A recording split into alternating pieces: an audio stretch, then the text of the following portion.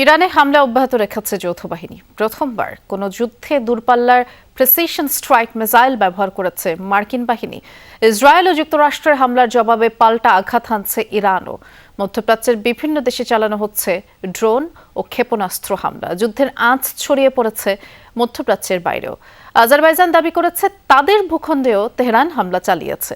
এদিকে মার্কিন সামরিক কর্মকর্তারা এক গোপন ব্রিফিংয়ে সতর্ক করে বলেছে, ইরান যে বিপুল সংখ্যক ড্রোন ব্যবহার করছে তার সবগুলোই ভূপাতিত করা যুক্তরাষ্ট্রের পক্ষে সম্ভব নাও হতে পারে। সেভয় একদম আম সরবে, ইফতারে হোক ঠান্ডা ঠান্ডা আম। যুক্তরাষ্ট্র ইসরায়েলের লাগাতার হামলায় দমে যায়নি ইরান। পাল্টা ড্রোন মিসাইল ছুড়ে সেটাই বোঝাতে মরিয়া দেশটি।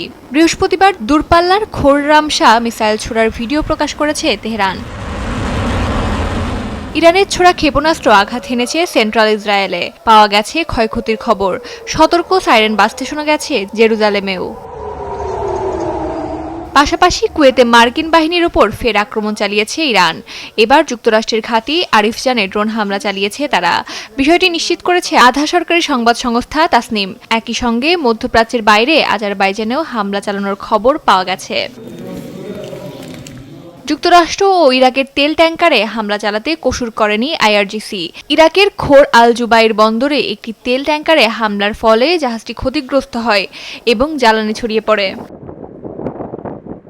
হামলায় ইরান ব্যবহার করছে শাহেদ ড্রোন। নিচু উচ্চতায় ধীর গতিতে উঠতে পারায় এসব ড্রোন অনেক সময় প্রচলিত আকাশ প্রতিরক্ষা ব্যবস্থা এড়িয়ে যেতে পারে। তাই ড্রোন ও ক্ষেপণাস্ত্রের উৎক্ষেপণস্থল দ্রুত ধ্বংসে জোর দিচ্ছে যুক্তরাষ্ট্র। তবে বিপুল সংখ্যক ড্রোন ব্যবহারের কারণে সবগুলো ভূপাতিত করা সম্ভব নাও হতে পারে বলে এক গোপন ব্রিফিংয়ে নিজ কর্মকর্তাদের জানিয়েছে মার্কিন সামরিক বাহিনী। ইরানে হামলা অব্যাহত রেখেছে যৌথ বাহিনী। প্রথমবার কোনো যুদ্ধে দূরপাল্লার প্রিসিশন স্ট্রাইক মিসাইল ব্যবহার করেছে মার্কিন বাহিনী। ইরানের নিরাপত্তা বিভাগের বেশ কয়েকটি শাখার সদর দপ্তর গুঁড়িয়ে দেওয়ার দাবি করেছে ইসরায়েল। ইরানের 20টির বেশি যুদ্ধজাহাজ ডুবিয়ে দেওয়ার দাবি ওয়াশিংটনের। দুটি স্কুলে ক্ষেপণাস্ত্র হামলা হয়েছে বলে জানিয়েছে ইরানের গণমাধ্যম।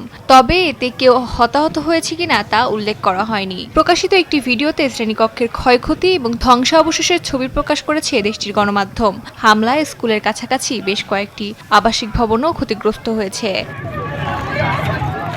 অস্মিতা বিশ্বাস, যমুনা নিউজ।